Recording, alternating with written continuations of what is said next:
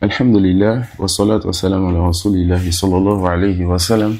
Allahumma la ilma lana illa ma 'allamtana innaka antal alimul hakim. Amma ba'd. En cette matinée, par la grâce d'Allah subhanahu wa ta'ala, nous allons commencer une assise fraternelle, une assise entre amis, une assise entre personnes qui ont fait des efforts précédemment afin d'apprendre une part de leur religion. Et ce qui est voulu de cette assise, qui va durer une semaine à peine, ce n'est pas que nous apprenions les uns des autres, mais que nous révisions. Donc je vais plus appeler ceci une assise de révision, où on veut se rappeler l'importance de ce qu'on a étudié précédemment. Et on veut toujours prendre l'espoir de nos gens de science, et on va prendre le Cheikh Mohammed ibn Abdul Wahhab, rahmatullahi alayhi. Et cette assise, elle a lieu, n'est-ce pas, dans le village, je dirais la ville de notre frère, de notre Oustaz Hamza Abou Ismail. Et comme vous le savez, on est venu ici pour quelque chose d'important. On est venu ici afin de pouvoir toucher les musulmans qui sont dans cette zone reculée. Il connaît mieux sa zone, il nous a amenés et nous le suivons dans ce grand bien. Nous voulons toucher aussi les non-musulmans, qu'ils soient chrétiens ou animistes. Et je pense que ce livre fait partie des livres les plus bénéfiques qu'on puisse étudier ici, avec ce qu'on va lire aussi par la suite, Inch'Allah. Et le livre qui a été choisi, c'est Masaïl al-Jahiliya. C'est épi dans lequel toujours notre cheikh, le cheikh Mohammed ibn Abdul-Wahhab at-Tamimi, rahimahullah ta'ala, il va nous montrer ce quoi étaient, n'est-ce pas, les gens avant l'islam. Et ça fait partie de la meilleure des sciences. Et c'est sur ce par quoi on commence les livres de Sira, quand ce n'est pas les petites manzoumats ou les petits moutouns. On va vous montrer encore la situation des gens avant l'islam, afin de vous montrer qu'est-ce que l'islam a corrigé. Pour montrer que l'islam est venu en tant que religion pour réformer les choses et non pour détruire les choses. L'islam réforme et ça ne corrompt pas. L'islam éduque et ça ne fait pas quoi? Ça ne gâte pas. Et c'est ce que nous sommes venus faire ici. On demande à la sincérité, on veut réformer, on veut pas gâter. D'accord? Et ce livre donc va nous montrer la situation des gens avant l'islam, afin de montrer qu'est-ce que l'islam a changé d'eux. Et voilà pourquoi fait partie des bienfaits d'Allah sur le serviteur, le fait, n'est-ce pas, que le serviteur puisse faire la part des choses en sa situation avant l'islam, sa situation après l'islam, ou sa situation avant l'istiqama, ou sa situation après l'istiqama. Et beaucoup de nos salafs et de nos imams, ils remercient Allah subhanahu wa ta'ala sur quoi? Sur le fait de les avoir guidés à l'islam. Et certains disaient, ils ne savent pas lequel de ces deux bienfaits est plus grand pour eux dans ce bas monde. Le bienfait de la sunna ou bien le bienfait de l'islam. Et Cheikh Mohammed va nous rappeler encore cette parole tout à l'heure. Le Diddi tatabayanu al-ashya, c'est pas quelque chose son opposé qu'on connaît mieux la chose. L'auteur nous enseigne Kitab al-Tawhid, il nous enseigne, n'est-ce pas, le livre de l'unicité. Et d'ici, il va nous enseigner Masaïl al-Jahiliya. D'accord? L'opposé d'encore de ceci. Et il va commencer par 3 sujets très importants. Et ces 3 sujets sont venus dans un même hadith, comme il va le montrer tout à l'heure, Inch'Allah. Et nous allons voir dans cette première assise, si je ne m'abuse, les 6 premiers sujets. On va essayer de prendre environ 6 sujets par assise. D'accord? Une fois en passant, on pourra revenir dans l'expression de Cheikh Al-Fawzan. Mais je pense que, comme beaucoup d'entre vous le savez, Cheikh Al-Fawzan, hafizahullah ta'ala, l'un de nos savants les plus bénéfiques. Et on ne peut pas se passer de lui pour beaucoup de sciences, surtout les livres de Cheikh Mohammed ibn Abdul Wahhab. Mais une fois en passant, on est très souvent à quitter, n'est-ce pas, cette explication, parce que ce qu'on connaît déjà. D'accord? Vous avez déjà, fait beaucoup d'efforts et appris beaucoup. Et ensemble, je sais déjà ce qu'on a déjà vu. Bon, je vais essayer, d'apporter un peu de ce qu'on a vu ensemble et améliorer encore, afin que ce ne soit pas répétitif ce que nous allons voir dans ces assises, Inch'Allah. D'accord? Pour qu'on continue à profiter, pour que les frères qui vont écouter après nous profitent toujours, qu'ils ne se disent pas que mais c'est les mêmes choses qu'ils répètent. Quand on continuera toujours à parler de ce Tawhid, car le prophète en a parlé pendant 10 ans à Makkah et pendant 23 heures de prêche. Nous en avons parlé pendant 950 ans, 1000 ans moins 50 comme les Arabes le disent souvent. D'accord? Donc on continuera à parler de ceci, on va jamais s'ennuyer de parler de cela. C'est plutôt le peuple de Nuh qui mettait les doigts dans les oreilles. C'est plutôt à notre époque comment on les appelle? C'est une forme de Juan, mais qui quand même ont encore plus de déviance, ceux-là qui disent que les Sururiya, que les livres de Tawhid, c'est rempli de quoi? De Jafaf. C'est-à-dire, il n'y a pas ce qui nourrit le cœur dedans. Donc, s'il n'y a pas ce qui nourrit le cœur dans les livres de Tawhid, qu'est-ce qui donc va nourrir le cœur, donner la vie au cœur? On va commencer, Inch'Allah. Bismillahirrahmanirrahim. قال الشيخ محمد بن عبد الوهاب رحمه الله تعالى: هذه أمور خالف فيها رسول الله صلى الله عليه وسلم ما عليه أهل الجاهلية الكتابيين والأميين مما لا غنى للمسلم عن معرفتها. Non. L'auteur, comme à son habitude, il commence par la basmala. D'accord? Il dit Bismillahirrahmanirrahim. Et nous savons déjà que le bas qui vient dans la basmala, c'est pour al-isti'anatu wa tabarruk. Nous demandons l'aide d'Allah subhanahu wa ta'ala et nous demandons de mettre la bénédiction dans ce que nous voulons faire. Et quand tu dis Bismillah, il y a un mahzouf, il y a quelque chose qui est effacé. Quand je veux manger, je dis Bismillah, Bismillah et akul. Au nom d'Allah, je veux manger. Donc je demande l'aide d'Allah pour que je puisse manger, car je n'ai pas de force ni de capacité. Si ce n'est pas l'aide et la permission d'Allah subhanahu wa ta'ala. Et je demande de bénir, n'est-ce pas, ce que je veux faire aussi comme action. Allah, Ar-Rahman, Ar-Rahim sont trois noms d'Allah. Allah, c'est le nom qui indique la seule divinité qui mérite l'adoration. Et Ar-Rahman, Ar-Rahim, c'est deux noms d'Allah subhanahu wa ta'ala. C'est deux noms d'Allah subhanahu wa ta'ala qui indiquent quoi? Qui indique Allah subhanahu wa ta'ala. C'est la code de la, faut mettre ça de côté. Il faut vérifier. Si il y a ça dans ceux qui sont sur la table, il faut juste mettre ça de côté. Donc, Ar-Rahman, Ar-Rahim, c'est quoi? C'est deux noms d'Allah subhanahu wa ta'ala qui indiquent quoi? Qui indique celui-là qui a l'attribut de miséricorde et qui fait miséricorde à toutes ses créatures. C'est deux noms d'Allah subhanahu wa ta'ala qui indique quoi? Celui qui a l'attribut de miséricorde et qui fait miséricorde à toutes ses créatures. Ensuite, il dit, quand le Cheikh Mohammed ibn Abdul Wahhab, rahimahullah ta'ala, le Cheikh Mohammed ibn Abdul Wahhab, rahimahullah ta'ala, il dit quoi? Il dit, هذه أمور خالف فيها رسول الله صلى الله عليه وسلم عليه أهل الجاهلية. Il va nous dire, dans ce livre béni, il va nous citer 123 points environ, ou bien même plus que cela. Il va nous citer, il y en a plus de 100 points dans lesquels le prophète sallallahu alayhi wa sallam a contredit les gens de son peuple. Et on retient alors dans ceci une chose très importante, une chose fondamentale, surtout après l'échange qu'on a eu avec le chrétien d'hier. C'est que dans notre prêche, on n'est pas venu pour donner du miel, pour n'est-ce pas, partager du miel dans la bouche des gens. Mais on est venu pour toucher les fondements des gens. Vous allez remarquer dans notre échange d'hier, lorsqu'on a touché en même temps le point de divergence qui est entre les chrétiens et nous. Parmi ces points, le fait, n'est-ce pas, que Isa ne soit pas le fils du Créateur. Isa ne soit pas le fils d'Allah. Il y a le Zém qui était à côté de nous qui a dit quoi? Si c'est ça qu'on va jamais s'entendre. Et il y a celui avec qui on échangeait aussi qui dit que quand on va parler à un chrétien qui connaît sa religion, qu'on ne pourra pas le convaincre sur ce point. D'accord? Alors qu'en réalité, cette personne a été aveuglée par son mal. Donc tout ce qu'on a à faire, c'est de patienter avec lui et de lui parler de la meilleure des manières. Ça suit et on espère avoir fait ce qu'on devrait faire dans ce type d'assises.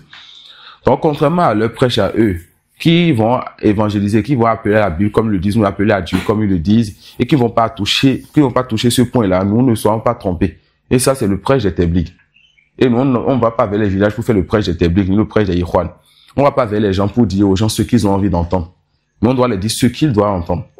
Le cheikh, il dit quoi ici? Que le prophète Mohammed sallallahu alayhi wa sallam, il a contredit son peuple dans ces points. Il a contredit son peuple dans quoi? Dans ces points. Et il va citer près de 130 points sur lesquels le prophète sallallahu alayhi wa sallam a contredit son peuple. Et il y a plus que cela encore. D'accord? Donc le prophète, il connaissait son peuple. Les gens l'aimaient avant l'islam. Il était avec eux.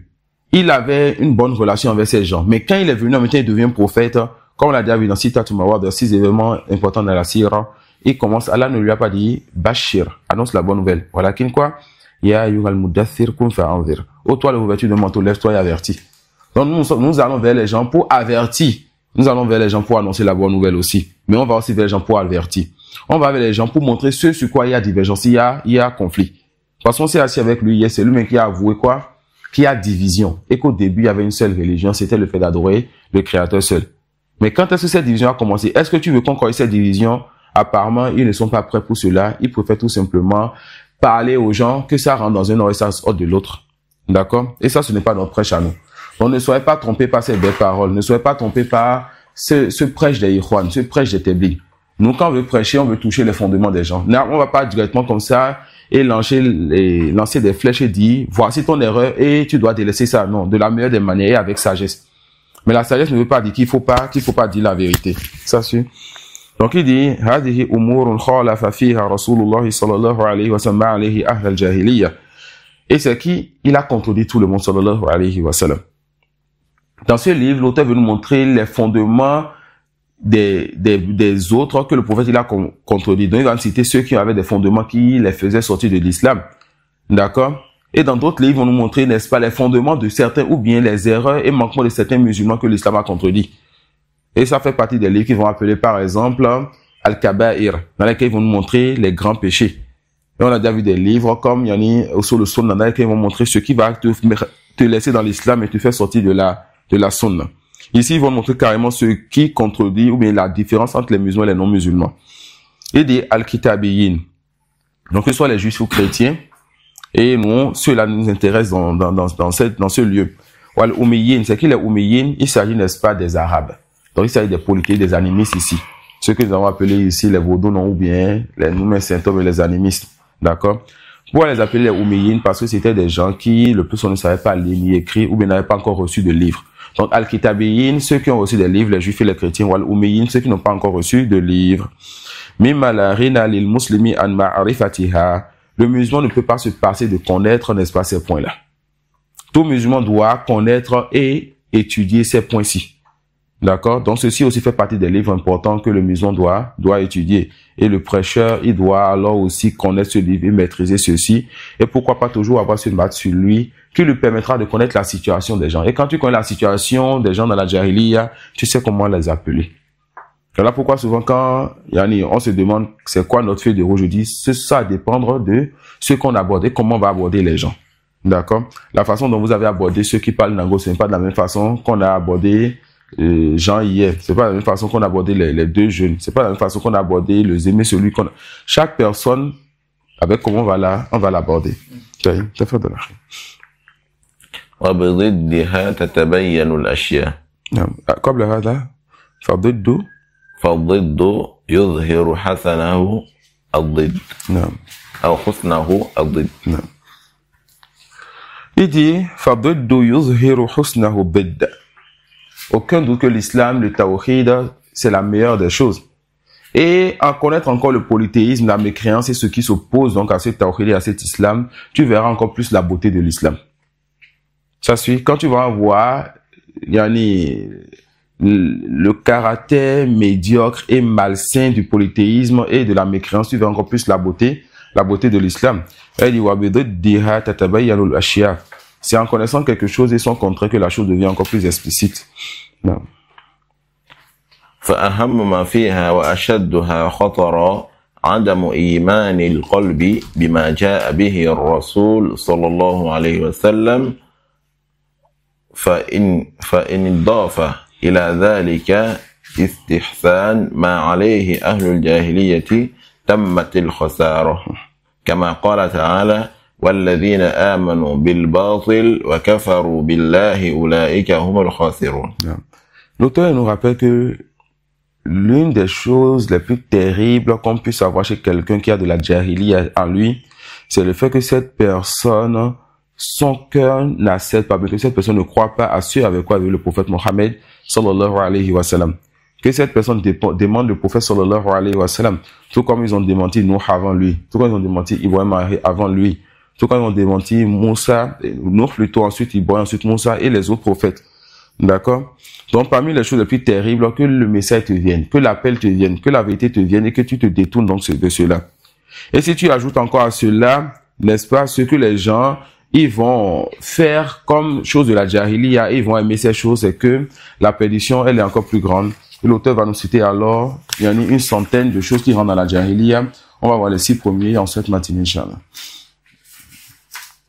المسألة الأولى أنهم يتعبدون بإشراك الصالحين في دعاء الله عز وجل وعبادته يريدون شفاعتهم عند الله بظنهم أن الله يحب ذلك وأن الصالحين يحبونه كما قال تعالى ويعبدون من دون الله ما لا يضرهم ولا ينفعهم ويقولون هؤلاء شفعاؤنا عند الله وقال تعالى والذين اتخذوا من دونه أولياء ما نعبدهم إلا ليقربونا إلى الله زلفى. L'auteur il a semble commencer par l'une des choses, mais la chose la plus importante. Et Allah subhanahu wa ta'ala, il a créé les cieux et la terre, il a créé Adam, Et il n'a jamais envoyé de messager donc sur sa terre jusqu'à ce que les gens de la terre n'ouvrent la porte de la shafa'a. Les pieux sont morts dans le peuple de Noé. Et comme vous le savez, ils ont fait quoi? Ils ont pris donc les tombes de ces pieux-là, ou bien les lieux où ces pieux faisaient certaines bonnes actions. Ils ont pris ces endroits-là comme lieu d'I'tikaf. C'est quoi l'I'tikaf? C'est le fait, n'est-ce pas, de rester à un endroit et de durer à cet endroit afin de se rapprocher d'Allah. Et mettez des traits sous le mot taqarruban ilallah. Parce que ces gens-là, au début, ils voulaient se rapprocher d'Allah en faisant quoi? En restant dans ces lieux-là où se dit que c'est des lieux qui sont bénis. D'accord? Ils voulaient se rapprocher d'Allah en restant dans ces lieux-là et en durant dans ces lieux-là, ils vont dire que c'est des lieux qui sont bénis. Mais est-ce qu'Allah a décrété? Est-ce que vous avez reçu un livre où Allah vous montre que ces lieux sont bénis? Ou ces lieux ont une particularité? Allah subhanahu wa ta'ala, c'est lui qui a ar-rububi à la seigneurie. C'est à lui de dire que tel endroit a tel mérite. Et ce n'est pas à nous de donner des mérites à des endroits. Qui sommes-nous donc pour jouer ce rôle-là? Ce rôle-là que nous sommes de simples serviteurs, de simples créatures. Alors ils ont commencé à se rapprocher de certains lieux particuliers où sont morts, où restaient, n'est-ce pas, ces gens dans le temps. Ils restaient là pour se rapprocher d'Allah. Et comme vous le savez, jusqu'à ce qu'ils ont commencé par adorer ces pieux-là morts en dehors d'Allah subhanahu wa ta'ala. Et quand on demande à l'un d'entre eux, pourquoi vous adorez donc ces morts-là, ces tombes-là, ces pieux-là, ces gens-là qui, avant vous, ne faisaient pas ce type d'adoration, ils disaient quoi? Ils disaient que nous les prenons comme intercesseurs en dehors, ou bien pour nous rapprocher d'Allah, comme intermédiaires pour nous rapprocher d'Allah subhanahu wa ta'ala. Et il y a plusieurs choses, il y a plusieurs erreurs donc dans le fait de prendre un intermédiaire ou un intercesseur pour vouloir se rapprocher d'Allah subhanahu wa ta'ala. D'abord, on dit l'intercesseur est compris entre les créatures dans le sens où celui vers qui tu vas, cette personne ne te connaît pas. On te dit que tu es dans un pays où le roi ou l'empereur, d'accord, il a un poste à donner à quelqu'un. Tu vas chercher à te rapprocher de quelqu'un qui te connaît et qui est proche de cet empereur afin d'obtenir ce poste-là ou bien cette grâce-là. Pourquoi? Parce que l'empereur ne te connaît pas. Il ne connaît pas tes besoins ni tes capacités. Ça suit? Alors, si on disait à l'un d'entre vous maintenant que cet empereur-là, que tu penses qu'il ne te connaît pas, il a demandé d'après toi, tu diras quoi? Est-ce qu'il me connaît? Tu diras oui. On te dit encore l'empereur, tu viens de recevoir un appel, c'est l'empereur qui t'a appelé. Je dis, ah, ça fait longtemps, mais tu as oublié, on a fait telle classe ensemble, on a fait telle chose ensemble. Tu dis, subhanallah, c'est toi, ah oui, je me rappelle maintenant. Alors, est-ce que quelqu'un va encore chercher à prendre un intermédiaire avant de se rapprocher de cet empereur? Ou bien il sera fier à chaque fois de dire, voilà, moi j'étais la nuit dernière avec l'empereur, on a parlé de ceci, de cela. Ça peut aller. Mais subhanallah, Allah subhanahu wa ta'ala, il nous connaît mieux que nous-mêmes. Allah dit, quand on se rappelle de lui dans une assise, il se rappelle de nous aussi dans une assise qui est meilleure que tout cela. Allah dit, invoquez-moi, je vous exauce. Et avec tout ceci, les gens veulent prendre un intermédiaire entre Allah et eux. Et ils s'accrochent à ces intermédiaires. C'est ça le polythéisme. Le polythéisme, c'est quoi? C'est le fait que tu adores Allah seul. Et que tu adores autre avec Allah prétendant te rapprocher d'Allah. Car la base du polythéisme, ce n'est pas le fait de délaisser l'adoration d'Allah et d'adorer autre qu'Allah seul. C'est d'adorer Allah et avec lui autre chose. D'accord? Donc, tu as certaines adorations que tu fais pour Allah seul. Et on le remarquait chez les polythéistes dans le temps quand ils adoraient Allah seul quand ils sont en difficulté. Ou bien quand ils donnaient certaines offrandes à Allah subhanahu wa ta'ala seul. D'accord? Maintenant, il y a d'autres adorations que tu fais pour autre qu'Allah. Il s'agit de ces pieux-là ou ce qui va dans ce sens-là, voulant te rapprocher d'Allah. C'est ça qui est à Shafa'a. Et Allah subhanahu wa ta'ala dit, Kulillahi shafa'atu jami'a. Dit à Allah appartient, à Allah subhanahu wa ta'ala appartient l'intercession tout entière. Donc, l'intercession appartient à Allah subhanahu wa ta'ala seul. Ça veut dire quoi? Ça veut dire que c'est Allah, lui, qui va donner la permission, l'autorisation à qui il veut d'intercéder pour qui il veut. Quand Allah dit que toute l'intercession lui revient, lui appartient, milkan wa istihqaqan. Cela lui appartient. Et c'est lui seul qui mérite cela. Donc c'est à lui de donner l'autorisation à qui il veut d'intercéder pour qui il veut. Et ce n'est pas à quelqu'un de dire, moi, je mérite l'intercession. D'accord? Même pas le prophète sallallahu alayhi wa sallam. C'est Allah subhanahu wa ta'ala qui va lui promettre, qui va le mettre à une place, qui va l'honorer le jour dernier. Et le jour dernier, il ira encore demander la permission à son Seigneur. Et c'est là qu'il va lui donner encore l'ordre en lui disant, yani washfa tu shafa. L'ordre qu'il lui donnera donc. Intercède donc, on va accepter ton intercession. Ça peut aller. Et Allah subhanahu wa ta'ala nous a montré dans le Coran qu'il a affirmé l'intercession et qu'il a infirmé l'intercession. On a déjà vu plus d'une fois la règle que lorsque quelque chose est affirmé et cela est aussi infirmé, ce qui est affirmé n'est pas ce qui est infirmé. Quant à l'intercession qui est affirmée, c'est ce qui renferme 3 conditions. Le fait que l'intercession soit par la permission d'Allah. Donc Allah donne sa permission. D'accord? Allah subhanahu wa ta'ala, il donne sa permission. Beaucoup de ce qu'on a dit, vous connaissez déjà, hein, donc n'écrivez plus ce que vous connaissez. Non, moi, je vais noter ça parce que je serais amené à parler de ça. Non. Donc, l'intercession... C'est vrai. Non, celle qui a affirmé l'autorisation d'Allah. Non, ce qui est affirmé, c'est ce qui est avec 3 conditions. L'intercession qui est faite avec la permission d'Allah subhanahu wa ta'ala, ça fait la première condition. D'accord? Lorsque l'intercession est faite avec la permission d'Allah subhanahu wa ta'ala. Allah dit, man zalladhi yashfa'u indahu illa bi'izni. Non, mais traduite. L'intercession au fond. Voilà, ça. Faut chercher. Mais même avec l'IA là, tu peux voir ça. Tu peux dire le mot shafa'a et tu expliques c'est quoi la shafa'a. Et qu'ils ont compris c'est quoi la shafa'a, toi tu gardes le mot shafa'a avec eux enfants. Donc quand tu dis shafa'a, c'est comme quand tu dis sola, maintenant ils comprennent sola. Avec le roi, quand on va vers le roi dans le village là, celui qui présente le roi. Ouais, non, celui qui fait l'intermédiaire. L'interprète. Non, c'est pas l'interprète. L'interprète a dit juste ce qu'il a dit. Mais il y a un moyen. Mais il y a un bon. Je vais réfléchir à ça, Inch'Allah. Mais il y a un bon. Donc, on a dit quoi? La première condition, c'est que l'intercession soit faite par la permission d'Allah. Donc, c'est Allah qui donne l'autorisation. D'accord? Allah dit, man zalladhi yashfa'u indahu illa bi'izni. Qui donc va intercéder auprès de lui si ce n'est que par sa permission?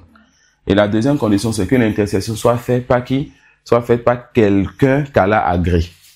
Et pour quelqu'un qu'Allah agrée. Donc, la troisième condition, l'intercession soit faite pour quelqu'un qu'Allah agrée. Donc, première condition, autorisation, izn. Deuxième condition, celui qui va intercéder, Allah subhanahu wa ta'ala, il est satisfait de lui.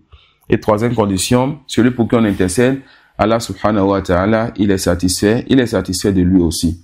D'accord? Allah dit pour les 2 conditions là, alors, voilà, yarba li ibadihi al-kufr. Allah subhanahu wa ta'ala n'agrée pas pour ses serviteurs la mécréance. Donc le serviteur qui vient avec lui, avec le cœur saint, avec l'islam, avec la soumission, Allah il va agréer cela de lui. Alors il va permettre à l'un d'intercéder et permettre à l'autre, n'est-ce pas, d'être celui pour qui on va intercéder. Ça suit, d'être celui pour qui on va intercéder. On a déjà vu aussi que l'intermédiaire entre Allah et nous, il y a ce qui est permis, il y a ce qui est interdit. Et avant d'aller là-bas, c'est quoi l'intercession qui est interdite alors? C'est ce qui ne remplit pas ces conditions. Quand ce n'est pas avec la permission d'Allah, c'est une intercession qui est rejetée. Alors toutes les intercessions des chiites ou soufis sont rejetées, car c'est des intercessions sans permission d'Allah. Comme le dit les savants, ceux-là qui ont le dos large, n'est-ce pas, pensant qu'ils pourraient transporter tous les mourides, tous les adeptes, n'est-ce pas, pour aller au paradis. Ça suit. Donc les intercessions des chiites ou soufis, toutes les intercessions sont rejetées. 1, parce que c'est sans la permission d'Allah. 2, parce que c'est des gens qui sont dans des koufriyat.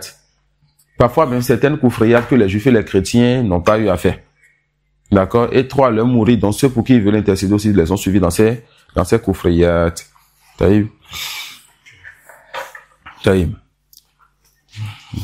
Alors on a dit, il y a l'intermédiaire qui est valide et l'intermédiaire qui n'est pas valide. Quant à l'intermédiaire qui n'est pas valide, il s'agit de quoi? Du fait de prendre un intermédiaire entre Allah et toi quand tu veux l'adorer. Et c'est ça la shafa'a qui est interdite. C'est ça la shafa'a shirkiyya. Le fait que tu veuilles passer par le prophète sallallahu alayhi wa sallam, Isa, al-Khidr, un wali ou autre que cela pour te rapprocher d'Allah subhanahu wa ta'ala. Cela est interdit. Mais c'est quoi l'intermédiaire qui est valide, voire même obligatoire? C'est le fait que tu prennes donc cette religion, n'est-ce pas, de la voix du prophète Mohammed sallallahu alayhi wa sallam. Ça suffit. Donc le prophète sallallahu alayhi wa sallam, il est la voie par laquelle nous prenons la religion ici, dans ce bas monde, mais il est interdit pour nous quoi? Il est interdit pour nous de passer par lui après avoir pris sa législation pour vouloir se rapprocher d'Allah subhanahu wa ta'ala. Non.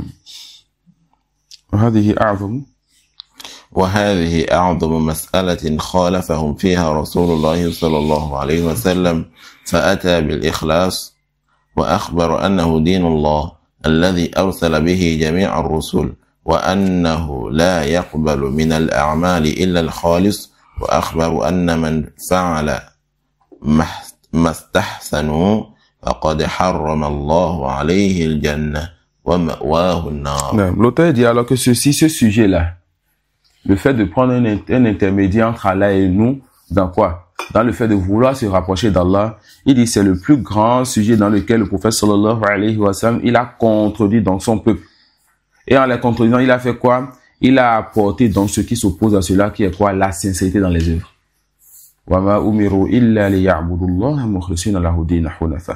Tout ce qu'Allah nous a demandé, il nous a précisé, c'est quoi? De l'adorer en lui ouvrant le culte exclusif. Donc le prophète sallallahu alayhi wa sallam fait partie de sa méthodologie. Lorsqu'il prend quelque chose, il donne, n'est-ce pas, en contrepartie, le meilleur.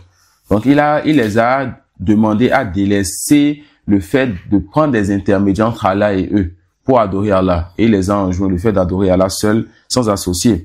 Et il les a informés que c'est ça la religion d'Allah. Quand on l'a vu, Al-Hanifiyya, Milatu Ibrahim, la Hanifiyya, la religion d'Ibrahim alayhi salam, c'est le fait que tu adores Allah seul, sans associer. Et c'est pour cela qu'Allah subhanahu wa ta'ala, il a envoyé tous les messagers. Et quand on l'a vu dans Rasul Thalatha, Allah, il a créé pourquoi l'adorer seul. Il a envoyé ses messagers pourquoi? Pour l'adorer seul. Il a donné l'ordre ultime de l'adorer seul. Il a fait descendre aussi ses livres pour l'adorer lui seul sans associer. Et Allah n'accepte pas les œuvres qui sont dépourvues de sincérité. Allah subhanahu wa ta'ala dit وَمَنْ يَبْتَغِ غَيْرَ الْإِسْلَامِ دِينًا فَلَنْ يُقْبَلَ مِنْهُ وَهُوَ فِي الْآخِرَةِ مِنَ الْخَاسِرِينَ. Celui qui cherche autre que l'islam comme religion, donc autre que cette sincérité dans l'œuvre comme religion, on ne va pas accepter cela de cette personne, et cette personne sera dans la vie dernière parmi les perdants. Et le prophète sallallahu alayhi wa sallam a aussi informé que celui-là, yani man fa'ala mastahsanu, yani ashafa'a, parce qu'ils ont vu l'intercession et le fait de prendre l'intermédiaire entre Allah et dans l'adoration, ils ont vu ça comme une bonne chose. Donc celui qui va donc faire cette prétendue bonne chose, le fait de prendre un intercesseur pour se rapprocher d'Allah, un intermédiaire pour se rapprocher d'Allah, Allah, le prophète dit quoi? Oui, le cheikh dit quoi? Harramallahu alayhi al-jannah wa ma'wahu an-nar. Allah interdit à cette personne le paradis et sa demeure sera l'enfer. Allah dit innahu man yushrik billahi faqad harramallahu alayhi al-jannah wa ma'wahu an-nar. Certes, celui-là qui donne un associé, un intermédiaire à Allah subhanahu wa ta'ala, Allah lui a interdit le paradis et sa demeure sera l'enfer. Wa ma lidh-dhalimina min ansar. Et certes, ceux-là qui donnent des associés à Allah sont des injustes. Et les injustes n'auront aucun secours.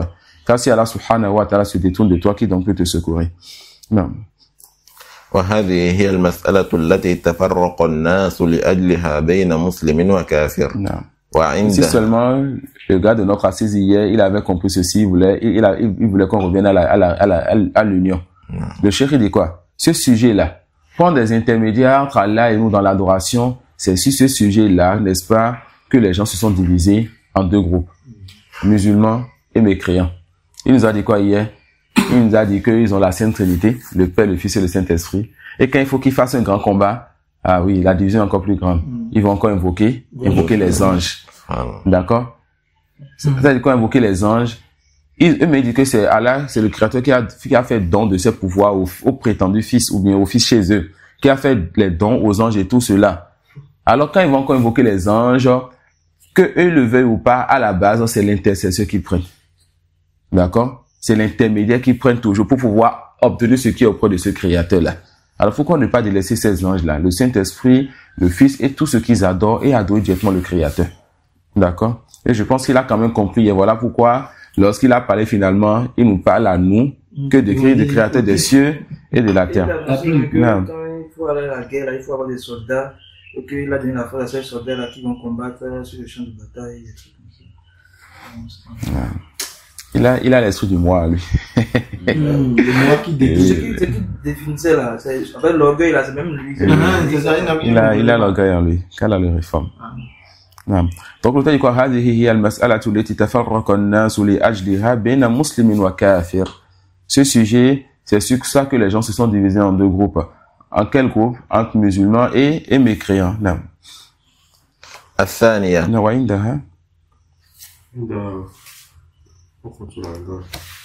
وهذه المسألة التي تفرق الناس لأجلها بين مسلم وكافر وعندها وقعت العداوة ولأجلها شرع الجهاد كما قال تعالى وقاتلوهم حتى لا تكون فتنة ويكون الدين كله لله. Et c'est pour ce sujet donc que la division a eu lieu. C'est pour ce sujet-là donc qu'il y a l'animosité. Hein? Vous avez vu la réaction des deux hier. En même temps, on touche le sujet, l'un se lève, l'autre dit vous ne pouvez pas vous entendre si vous voulez toucher un point de divergence. Ça peut aller. Il a employé un thème là. C'est inabordable. C'est voilà, ça c'est un point inabordable. D'accord? On n'a pas la même dénomination. Non. Il faut qu'on touche ces points-là. Tant qu'on ne touche pas ces points-là. Tant qu'on ne touche pas ces points-là, on va tout simplement aller vers les gens, leur dire ce qu'ils veulent entendre, leur parler de la rouboubiya. Quelle est donc la différence entre notre prêche et le prêche de Teblig? Non, nous on veut leur montrer ce sur quoi on diverge. Avec science, avec patience, douceur et la sagesse. Ensuite, si la personne n'a pas d'orgueil en elle, elle revient. Si elle a d'orgueil, on espère la récompense si on est sincère et on aura levé la preuve sur cette personne. Ça peut aller. Donc, l'auteur dit quoi? C'est sur ce point-là qu'il y a l'animosité. C'est sur ce point-là qu'il y a eu quoi? Que Allah, il a légiféré le djihad. D'accord? Comme Allah le dit, combattez-les jusqu'à ce qu'il n'y ait pas de fitna. C'est quoi la fitna ici? Qu'il n'y ait plus de polythéisme. D'accord? On m'a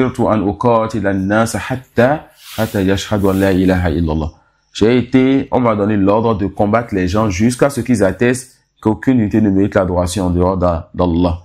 D'accord? On fait la différence entre le qatl ou le muqatala. Qatl, c'est quand tuer la personne n'a plus de vie.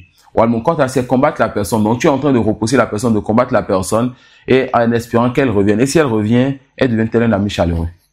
Donc l'islam n'est pas venu pour tuer les gens, mais pour combattre ceux-là qui ne veulent pas accepter la vérité. Et s'ils acceptent la vérité, ils sont avec nous. Et que toute la religion donc soit pour Allah subhanahu wa ta'ala. Donc c'est quoi le premier point? Et le point le plus important, ash-shafa'a, l'intercession. Et on a déjà vu c'est quoi l'intercession. الثانية أنهم متفرقون في دينهم كما قال تعالى كل حزب بما لديهم فرحون وكذلك في دنياهم ويرون أن ذلك من الصواب فأتى هو الصواب نعم ويرون أن ذلك هو الصواب فأتى بالاجتماع في الدين بقول شرع لكم من الدين ما وصى به نوحا والذي أوحينا إليك وما وصينا به إبراهيم وموسى وعيسى أن أقيموا الدين ولا تتفرقوا فيه. واصل؟ نعم. وقال تعالى إن الذين فرقوا دينهم وكانوا شيعا لست منهم في شيء ونهانا عن مشابهتهم بقوله ولا تكونوا كالذين تفرقوا واختلفوا من بعد ما جاءهم البينات ونهانا عن التفرق في الدنيا بقوله واعتصموا بحبل الله جميعا ولا تفرقوا. Non. Après avoir montré le sujet le plus important qui est la porte par laquelle les gens ils adorent autre qu'Allah, Ash-Shafa'a. L'auteur veut nous parler d'un autre sujet très important. Si vous savez donc que la division a eu lieu à cause du polythéisme, alors l'islam est venu pour unir les gens. L'islam est venu pour ramener les gens. L'islam est venu, n'est-ce pas, pour que les gens soient d'une seule et même religion. L'islam est venu, n'est-ce pas, pourquoi? Pour unir les cœurs. Et quand les cœurs sont unis, alors les membres sont unis. D'accord? Allah dit, les gens, ils sont donc divisés dans leur religion. Comme Allah subhanahu wa ta'ala dit, chaque personne, s'accroche et est content de ce sur quoi il est. Chacun est fier de ce sur quoi il se trouve et la personne part donc avec cela. Et quand vous disiez dans la religion, vous allez vous diviser aussi dans le bas monde. D'accord? La division des cœurs amène la division des membres. Et la division dans la religion amène la division, n'est-ce pas, dans le bas monde. Ça peut aller.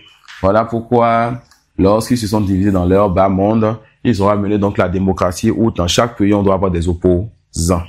Comment se fait-il qu'on dise que le président n'est pas encore venu en 2026, mais on sait quand même, ses opposants se préparent déjà. On ne sait pas encore qui va être président, mais ses opposants se préparent déjà. D'accord? Donc, on veut l'union dans le bas monde, ça compte pas l'union dans la religion. Et cela montre l'erreur et la grande erreur de qui? Des Ikhwan. Qui veulent l'union par quoi? Par l'union des corps. On dit non. C'est quand tu réformes les cœurs, ce que tu vas réussir à réformer les membres. Ça suit. Il dit kazalika fi dunyahum wa yaruna anna dhalika huwa as-sawab. Et il voit donc que cela est le vrai. Vous êtes avec nous? Il voit que cela est quoi? Que cela est ce qui est juste. Alors le prophète sallallahu alayhi wa sallam, lorsqu'il a vu qu'ils étaient divisés, d'accord? Lorsqu'il a vu donc qu'ils étaient quoi? Divisés dans leur religion et dans autre que cela. Hein. Ils étaient divisés dans leur religion, dans autre que cela. Qu'est-ce qu'il a fait? Il va les appeler à s'unir dans la religion. Le plus important, ce n'est pas le grand nombre. Mais qu'est-ce qu'il veut? Il veut les unir dans la religion. Il veut qu'ils soient unis dans la religion. Et il est le groupe lorsqu'il a commencé. Ensuite, Abu Bakr, Khadija, Ali, Zayd et, n'est-ce pas, les compagnons qui étaient avec lui. Ça peut aller. Donc, l'auteur, il nous rappelle alors que le prophète sallallahu alayhi wa sallam les a appelés à s'unir dans la religion quand Allah dit شرع لكم من الدين ما وصى به نوحا والذي أوحينا إليك وما وصينا به إبراهيم وموسى وعيسى أن أقيموا الدين ولا تتفرقوا فيه. Ce verset a réuni Ulul Azm min ar-Rusul. Ça réunit qui? Ça réunit les meilleurs messagers, les 5 meilleurs messagers. Et on les appelle Ulul Azm min ar-Rusul parce qu'ils ont eu à patienter sur ce sur quoi autre qu'eux n'a pas patienté. D'accord, la persécution et la patience que ceux-ci ont eu n'étaient pas des moindres. Et dans ce verset, Allah subhanahu wa ta'ala va appeler donc les messagers à l'union dans la religion. Et Allah va s'adresser à nous en premier. Shara'a lakum. Yani, au communauté de Mohammed, Allah vous a légiféré, vous a prescrit ceci. Alors, qu'est-ce que Allah nous a prescrit? Est-ce que c'est la religion de tous les messagers? Oui et non. Il nous a prescrit la religion de tous les messagers et il nous a pas prescrit la religion de tous les messagers. Ça veut dire quoi? Allah dit, Shara'a lakum min ad-din. Ce qui vous a prescrit en religion, ma wassa bihi Nuhan walladhi. Yani, je vais sauter cette partie. Vous voyez le Coran. Ce qu'il a prescrit à Nuh, d'accord? Wa ma wassayna bihi Ibrahim wa Musa wa Isa. Dans ce cas-là, il a prescrit à Nuh, Ibrahim, Musa et Isa. Il a utilisé le même verbe, wassa. Qu'est-ce qu'il a prescrit à ces 4? La base de la religion. La Hanifiyya. Adorer Allah seul et ne lui donner aucun associé. Mais quand la part du prophète Mohammed sallallahu alayhi wa sallam, il a utilisé un autre verbe, il a dit quoi? Walladhi awhayna ilayk. Ce qu'on t'a révélé. Alors, la religion de cette communauté, c'est ce qu'on a prescrit aux autres prophètes et ce qu'on a révélé au prophète Mohammed sallallahu alayhi wa sallam. C'est la ilaha illallah qui a été prescrit à tous les prophètes et la ilaha illallah Muhammad Rasulullah qui a été révélé au prophète Mohammed sallallahu alayhi wa sallam. Voilà pourquoi ni juif ni chrétien ne va entendre parler du prophète sallallahu alayhi wa sallam après sa venue sans croire en lui et va rentrer au paradis. Car la religion de toute personne venue après le prophète Mohammed sallallahu alayhi wa sallam n'est pas la sainte religion des autres prophètes, mais c'est la religion des autres prophètes, puis le suivi du prophète sallallahu alayhi wa sallam. Ça, c'est sa législation. D'accord? Donc, Allah va maintenant résumer l'une des choses importantes qu'il a prescrit au prophète Mohammed, aux 4 autres prophètes. Il a dit quoi? An aqimuddin. Que vous fassiez quoi? Que vous vous teniez sur la religion. Que vous soyez unis sur la religion. Et Allah va dire la chose et son contraire. Wala tatafarraqu fi. Donc, restez ferme sur les bases de votre religion et ne vous divisez pas sur cela. Restez ferme sur les bases de votre religion et ne vous divisez pas sur cela. Et Allah dit aussi, Inna alladhina farraqu dinahum wa kanu shi'a lasta minhum fi shay. Allah dit à son messager qu'il n'est pas de ceux-là qui se divisent dans leur religion et qui sont des groupes. D'accord? Et qui sont quoi? Et qui sont des groupes. Et Allah nous a interdit aussi la division et le fait de ressembler à ceux qui se divisent. Wa la takunu kalladhina tafarraqu wa ikhtalafu min ba'di ma ja'ahumul bayyinat. Ne sois pas comme ceux-là qui ont divergé et qui se sont divisés quand? Après que la science, après que, n'est-ce pas, la science ne leur soit venue. Et Allah nous a aussi interdit de nous diviser dans ce bas monde quand il dit wa'tasimu bihablillahi jami'an wa la tafarraqu. D'accord? Cela, ça englobe le fait de ne pas se diviser dans la religion, ni de se diviser dans le bas monde. Et la sunna aussi nous a montré qu'il faut pas qu'on se divise. Le prophète sallallahu alayhi wa sallam dit quoi? Alaykum bi sunnati wa iyyakum wa muhdathatil umur. Accrochez-vous à ma sunna. Et prenez garde aux choses nouvelles. Car ces choses nouvelles vont faire quoi? Vont nous diviser. Tout comme lorsqu'ils ont amené les i'tikaf autour des tombes dans le peuple de Nuh, ça a divisé alors les fils d'Adam. D'accord? Le prophète sallallahu alayhi wa sallam, comme on le verra aussi par la suite, nous a enjoint d'obéir aux dirigeants musulmans. Car le fait d'obéir aux dirigeants musulmans, de rester avec lui, tout cela rentre dans l'union. Il nous a interdit de sortir contre le dirigeant ou de parler contre lui. Car cela va amener quoi? Va amener la division. Allah subhanahu wa ta'ala dit, fattakullaha wa aslihu dhata bainikum. Allah subhanahu wa ta'ala dit quoi? Craignez Allah et maintenez la concorde entre vous. D'accord? Craignez Allah et maintenez la concorde entre vous. Cheikh al-Islam Taymiyya dit, هذا الأصل العظيم وهو الاعتصام بحبل الله جميعا وألا يتفرق هو من أعظم أصول الإسلام ومما عظمت وصية الله تعالى به في كتابه ومما عظم ذمه لمن تركه من أهل الكتاب وغيرهم ومما عظمت به وصية النبي صلى الله عليه وسلم في مواطن عامة وخاصة. Cheikh al-Islam Taymiyya dit quoi? Ce fondement-là, cette base-là, et il s'agit du fait de se cramponner et de s'unir autour du cap d'Allah, l'islam, le Coran, le tawhid, la sunna. Le fait de s'unir sur la vérité et de ne pas se diviser, cela est le plus grand fondement de l'islam. S'unir sur la vérité et de ne pas se diviser. Il dit, et ce fondement-là, Allah subhanahu wa ta'ala, il a prescrit cela et parlé largement et longuement de cela dans son livre. De même que le prophète Mohammed sallallahu alayhi wa sallam. Et les textes ont aussi eu à réprimander celui-là qui délaisse cette base-là. Celui qui amène la division, mais ce qui divise donc comme la communauté. D'accord? Et vous allez voir que l'islam, les 5 piliers de l'islam, c'est basé sur cela. Le tawhid qui nous appelle à nous unir dans l'adoration, adorer une seule divinité. La prière dans laquelle nous allons prier en groupe et l'obligation pour l'homme de prier en groupe. Tous unis, collés dans une même mosquée, les uns avec les autres. D'accord? Et comme c'est venu dans le hadith de Abi Marsoud, le prophète sallallahu alayhi wa sallam, il a dit, Istawu wa la takhtalifu fatakhtalifa qulubukum. Il dit quoi? De rester droit, de ne pas se diviser. Et si on se divise quoi? Les cœurs vont se diviser. Donc, le cœur ainsi que l'union des corps, c'est des choses qui sont, n'est-ce pas, qui ont une relation entre eux. Ibn Kathir, il dit, lorsqu'il a parlé du verset précédent, il a dit, Wassallahu subhanahu wa ta'ala jami'a al-anbiya'i alayhimus salat wa salam bil-iktilafi wal-jama'a wa nahahum anil-iftiraqi wal-ikhtilaf. Allah subhanahu wa ta'ala a enjoint à tous les messagers, à tous les prophètes, n'est-ce pas, d'être unis, et il les a interdits de se diviser. Je vois les yeux qui commencent à faire comme ça. On peut continuer ou bien on a ça. On peut continuer. Ça. Ça y est. Allons-y alors. Voilà. On y va là. Allons-y. Au moins si on peut finir au moins les 6 points là, Inch'Allah, ce serait bien. الثالثة Non. أن On مخالفة est à la moitié des 6 points. Non. أن مخالفة ولي الأمر وعدم الانقياد له فضيلة والسمع والطاعة له ذل أو ظل ومهانة ذل ومهانة فخالفهم رسول الله صلى الله عليه وسلم وأمر بالصبر على الجور على جور ولاة وأمر بالسمع والطاعة لهم والنصيحة وغلظ في ذلك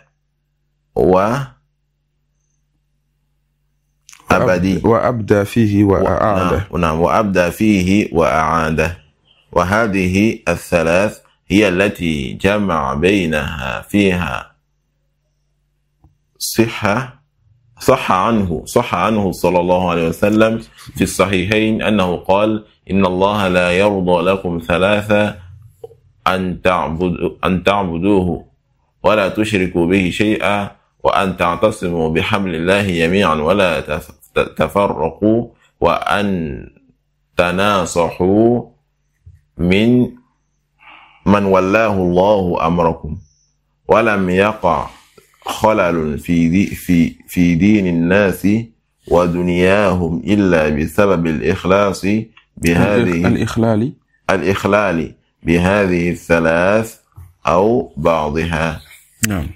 Alors, l'auteur, le premier point, nous a rappelé que le point de divergence primaire et important, et ce qui a amené la division dans les religions, mais ce qui a amené la religion à se diviser en deux groupes, mécréants et musulmans, et les mécréants sont de plusieurs types. Il y a quoi? La shafa'a. Ensuite, il a montré donc que l'islam est venu pour unir les gens. Et là, il va encore parler d'un point important qui va sceller et souder l'union. D'accord? Il s'agit donc de la position vis-à-vis du dirigeant musulman. La position vis-à-vis du dirigeant musulman. Il dit que les gens de la Jahiliya, ils voyaient que le fait de ne pas se soumettre aux dirigeants, cela était une noblesse. Le fait de ne pas écouter le dirigeant, de ne pas se soumettre à lui, de ne pas le suivre, c'est ça qui est la noblesse. D'accord? Le fait de ne pas obéir, ou bien le fait d'obéir aux dirigeants, c'est ça l'humiliation. Vous voyez un peu? Donc, les Ikhwan, ils ont pris une part de cette Jahiliya aujourd'hui, où il faut toujours être un homme et parler contre les dirigeants sur le mimbar, créer des manifestations et tout. On dit ça, c'est quoi l'habitude de qui? Les gens de la Jahiliya. D'accord? L'islam est venu alors pour contredire cette mauvaise habitude-là et demander aux gens d'obéir aux dirigeants musulmans dans l'obéissance d'Allah, de se soumettre à lui dans l'obéissance d'Allah, de ne pas sortir contre lui, de ne pas parler contre lui, de ne pas s'opposer à lui. Taïb. Et comme on le connaît dans le hadith de Al-Irbad ibn Sariya, le prophète sallallahu alayhi wa sallam, il a, n'est-ce pas, exhorté ses compagnons de sorte à ce qu'il les a fait pleurer. D'accord? Et leur cœur était vraiment touché par ce qu'il a dit. Et les compagnons lui ont dit, c'est comme si tu es en train de nous, de présenter tes adieux. D'accord? Alors, donne-nous donc un conseil. Le prophète sallallahu alayhi wa sallam va donc le dire, alaykum bis-sam'i wa ta'a wa in ta'ammara alaykum abdun habashiyun. Écoutez et obéissez, même si c'est un esclave abyssinien qui est votre dirigeant. Les savants disent que le prophète, il a parlé d'un esclave Habashi, afin de leur dire que même si le dirigeant, la personne devient dirigeant par force, écoutez et obéissez. Tant que quelqu'un est assis sur le trône, alors écoutez et obéissez à cette personne tant qu'il est musulman, tant qu'il prie avec vous, tant qu'il n'a pas délaissé le vêtement de l'islam. D'accord? Pourquoi? Parce que le fait de rester avec le dirigeant, il y a en cela l'union. Et l'islam appelle à l'union. L'islam appelle à l'union et il met en garde contre la division. Et Allah subhanahu wa ta'ala dit, ya ayyuhalladhina amanu ati'u Allah wa ati'u ar-rasul wa ulil amri minkum. Allah subhanahu wa ta'ala dit quoi? Oh, vous qui avez cru. Et comme on le dit, quand on dit oh, vous qui avez cru, prêtez oreille, car soit c'est quelque chose d'important qu'on veut donner comme ordre ou bien qu'on veut interdire. Allah dit obéissez à Allah et obéissez aux messagers ainsi qu'à ceux qui détiennent le pouvoir parmi vous. Le verbe obéissez a été répété 2 fois pour Allah et pour son messager. Ça veut dire que l'obéissance à Allah est une obéissance mustaqil. Yani, on doit obéir à Allah parce qu'il est Allah. On doit obéir au messager parce qu'il est le messager d'Allah. Maintenant, ceux qui détiennent le pouvoir parmi nous, leur obéissance est dans l'obéissance d'Allah. D'accord? Donc, ceux qui nous ordonnent et qui rentrent dans l'obéissance d'Allah, on les obéit. Et ceux qui nous interdisent ou ceux qui nous ordonnent, qui contredisent l'obéissance d'Allah, on dit quoi? La ta'ata li makhloukin fi ma'siyatil khaliq. On ne va pas obéir à la créature en désobéissant au créateur. Mais par le même moment aussi, on ne va pas sortir contre les dirigeants musulmans. Et ceux qui détiennent le pouvoir parmi nous sont de 2 types, les dirigeants et les savants. Donc le dirigeant, quand il nous ordonne ce qui contredit l'ordre d'Allah, on ne va pas lui obéir dans ça. Mais on va pas aussi sortir contre lui.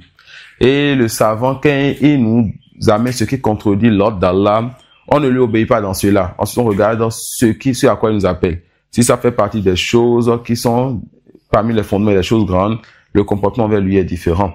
Et quand ça fait partie d'autres que cela, on met ça dans les alatul ulama et on délaisse on refuse le suivre dans son erreur, mais on garde sa place avec nous.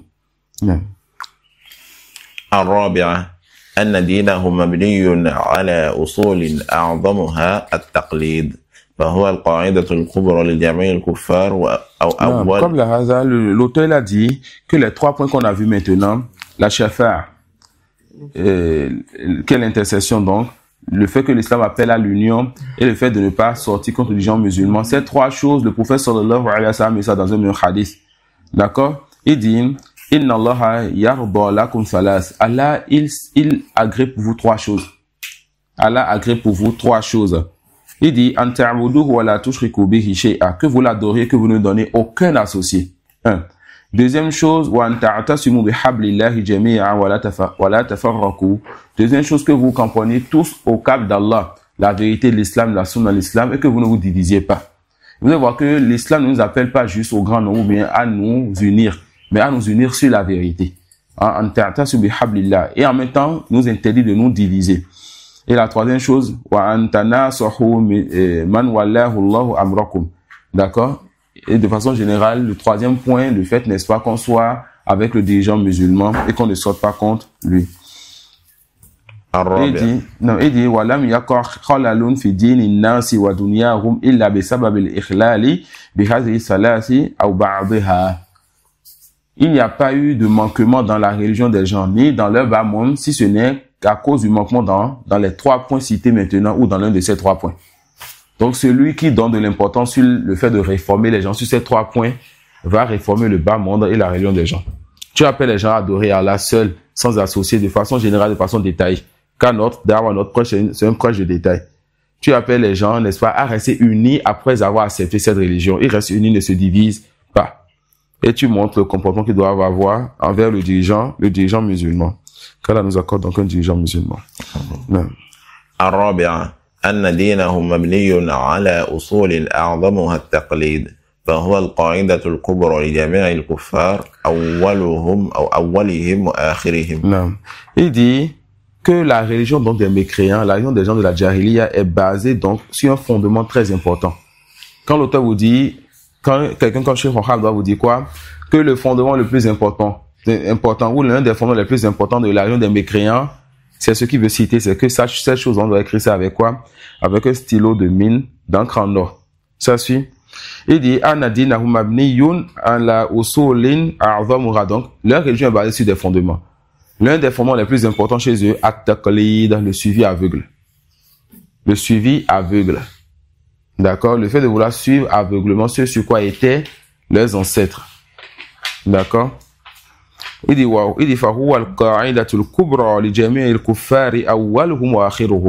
le suivi aveugle, c'est ça c'est ça la règle en or de quoi? De tous les mécréants. Les premiers parmi eux, les derniers parmi eux. Comme l'appelle Cheikh Al-Fawzan, ça c'est une hujjatun shaytaniyya. C'est un argumentaire diabolique. Quand tu appelles donc les gens à la religion d'Allah, ils vont te dire, veux-tu qu'on délaisse ce sur quoi étaient nos ancêtres? C'est une hujjatun shaytaniyya. Et c'est ce dans quoi nous sommes actuellement au Bénin avec ce courant de panafricanisme et de kémitisme où il veut nous ramener, n'est-ce pas, au culte des ancêtres, le vaudou qui est propagé. On demande à Allah subhanahu wa ta'ala de nous préserver de ce mal. كما قال تعالى وكذلك ما أرسلنا من قبلك في قرية من نذير إلا قال مترفوها إنا وجدنا آباءنا على أمة وإنا على آثارهم مقتدون. C'est comme si ce verset vous dit, oh vous qui êtes venus à Savalou pour prêcher, vous n'êtes pas venus ici pour annoncer que la bonne nouvelle. Allah dit quoi? وكذلك ما أرسلنا من قبلك إلى في قرية. Nous n'avons pas envoyé avant toi vers un village min nadhir, d'avertisseurs. Donc quand on va vers les gens, que ce soit en ville, au village ou n'importe où, qu'est-ce qu'on veut faire? On veut avertir les gens contre le châtiment et la colère d'un Seigneur qui sait ce qu'ils font comme mal. Alors on veut leur rappeler donc ce sur quoi ils contredisent la religion de leur Seigneur. Il les avertit contre la colère de ce Seigneur. Il les appelle, n'est-ce pas, au paradis et au bienfait de leur Seigneur. D'accord? Mais nous sommes avant tout quoi? Nous avons fait ce voyage afin d'avertir les gens. Allah dit qu'il n'a pas envoyé un messager avant le prophète sallallahu alayhi wa sallam vers un peuple, vers un village. Yani min nadhira, que ces gens-là sont caractérisés par quoi? Par le fait d'être des avertisseurs. وكذلك ما أرسلنا من قبلك في قرية من نذير إلا قال مترفوها. Qui veut parler ici? Le plus souvent, et prêtez attention à cela dans vos prêches, ceux qui suivent souvent la vérité, c'est les jeunes et les pauvres. Très souvent, les jeunes et les pauvres acceptent la vérité. Mais les vieux, le plus souvent, ils vont dire, on est déjà sur quelque chose. Et les riches, le plus souvent, ils ont une image à préserver. D'accord? Là, dit quoi? Il la colle à Mutrafoura. Yani les notables, les grands, ou les riches, ou les personnalités de ces villages disent quoi?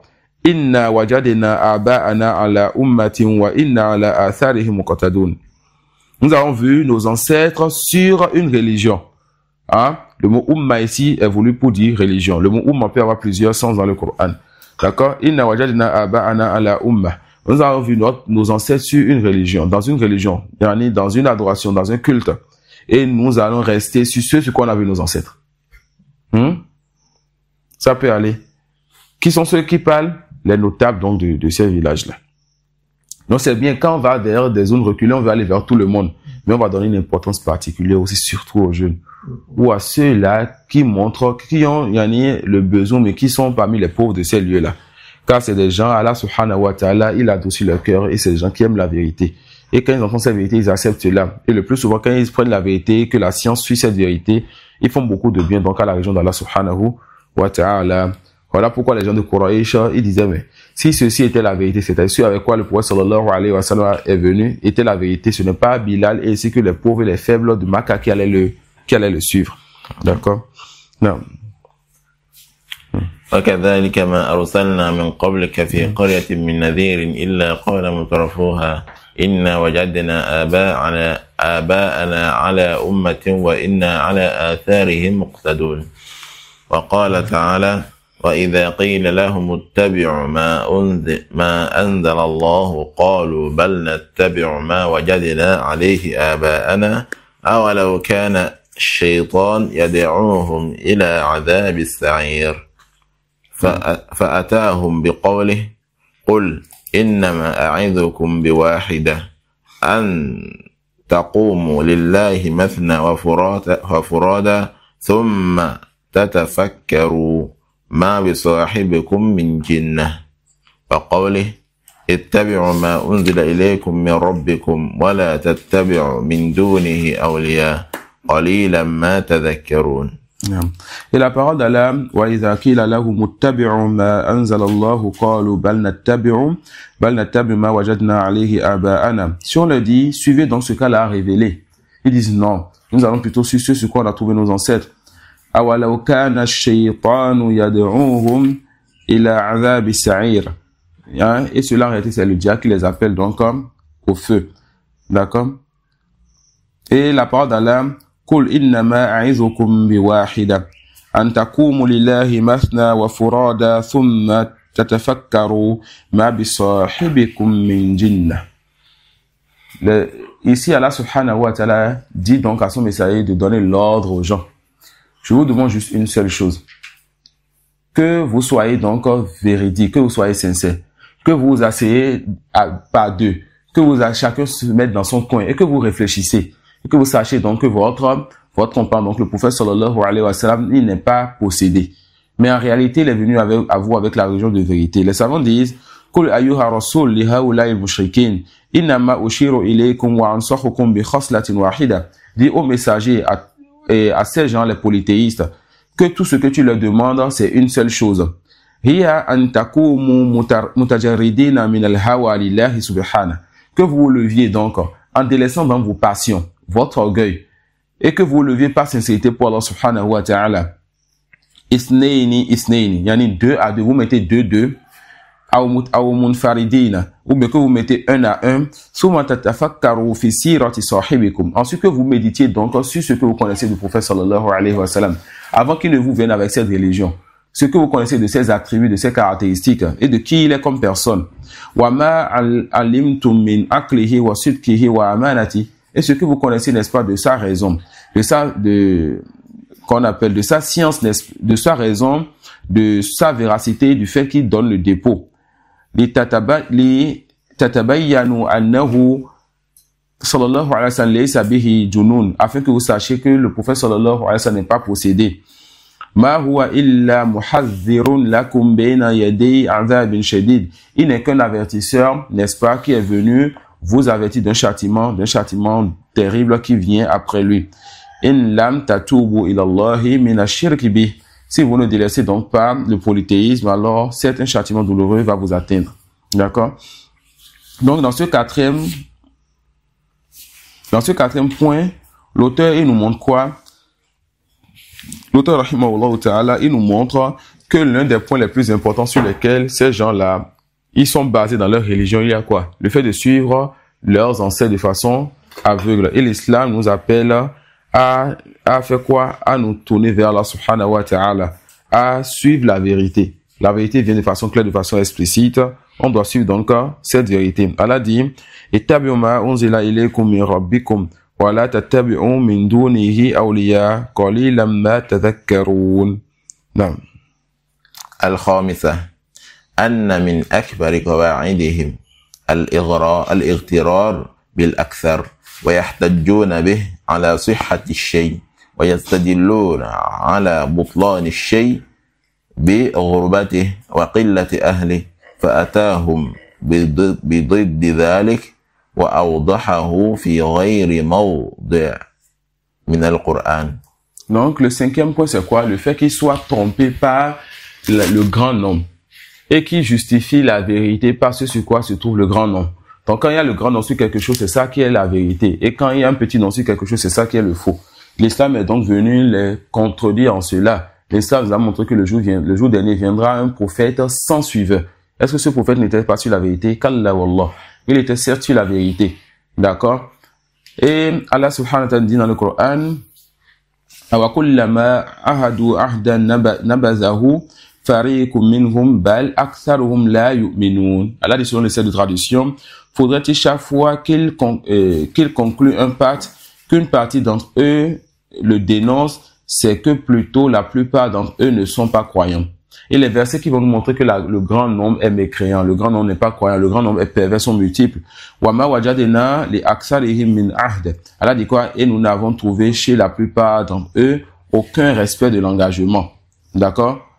Wama yattabi'u aksaruhum illa dhanna. Et la plupart d'entre eux ne suivent que conjecture. Et les versets dans ce sens sont multiples. Wama yu'minu aksaruhum billahi illa wa hum mushrikun. Et la plupart d'entre eux ne croient en Allah qu'en lui donnant des associés. Ça suit. Et des versets qui nous parlent du petit nombre, justement, vont nous montrer que le petit nombre est sur la vérité. Allah sur les traditions et dit encore, vois-tu celui que tu as honoré au-dessus de moi, si tu me donnais du répit jusqu'au jour de la résurrection, il dit quoi? J'éprouverai sa descendance, excepté un petit nombre parmi eux. Donc il y aura juste un petit nombre qui ne sera pas trompé, qui ne sera pas égaré par le diable. Qui ne sera pas égaré par le diable. Et les versets dans ce sens sont multiples. Donc ici, l'auteur nous rappelle que le grand nombre n'est pas une preuve. Mais la preuve est dans quoi? La preuve est dans Allah, dit le prophète, a dit les compagnons ont compris. Mais celui qui veut suivre le grand nombre et prendre le grand nombre comme argument, mais comme preuve, cette personne va se tromper dans la majorité ou dans tous ces sujets. Nous voulons le grand nombre, mais le grand nombre qui est sur la vérité. Et certes, nous sommes le groupe, même si on est seul, même si on est 6. Non. السادسة الاحتجاج بالمتقدمين كقوله قال فما بال القرون الأولى ما سمعنا بهذا في آبائنا الأولين. Non. Le 6 va un peu rejoindre le point numéro 4. Dans le point numéro 4, ils disent, ils veulent suivre de façon aveugle ce sur quoi étaient les ancêtres. Maintenant, dans le point numéro 6, ils veulent justifier la vérité par ce sur quoi ils ont trouvé les devanciers. D'accord? Il dit, al-ihtijaju bil mutaqaddimin. Les devanciers, ils ont dit, ils ont fait. Allah subhanahu wa ta'ala dit quoi? Qala fama balul qurunil ula. Pharaon, lorsqu'il a voulu éprouver Moussa, il lui a dit, mais quelle est donc la situation de nos devanciers, de nos parents, de nos ancêtres?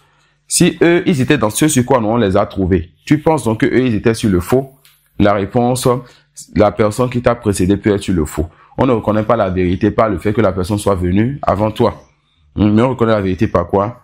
Par ce sur quoi était le prophète et ses compagnons. Ce qu'elle a dit, ce que son messager a dit.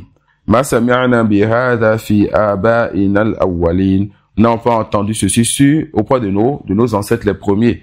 Mais les ancêtres de vos ancêtres, ils ont certes entendu ceci. D'accord? Les ancêtres de vos ancêtres, ils ont certes entendu ceci. Donc, si on doit se justifier de ce sur quoi étaient les ancêtres, l'argument encore chez les musulmans, pour ceux qui connaissent, n'est-ce pas, l'histoire de leurs ancêtres. Et je pense qu'on va s'arrêter sur ceci. Avec ça, on avait les 6 premiers. Non? Vas-y. On va s'arrêter sur ça, Inch'Allah. On va prendre 6 points par jour. Et si on fait 10?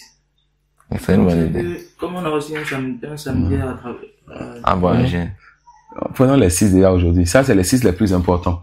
Et dans un livre, chaque fois qu'on avance et qu'on a quitté les sujets les plus importants, le reste est facile. On peut même se retrouver à 10, à 12 pages, Inch'Allah. Mais ça, c'est les 6 les plus importants. D'accord? C'est déjà bien qu'on puisse se rappeler ces 6 points. Et ces 6 points-là, ça, c'est des points que les imams peuvent mettre dans des khotams. Le stade, il peut mettre dans beaucoup des assises qu'on va faire des assises. Ça, c'est des 6 points très importants.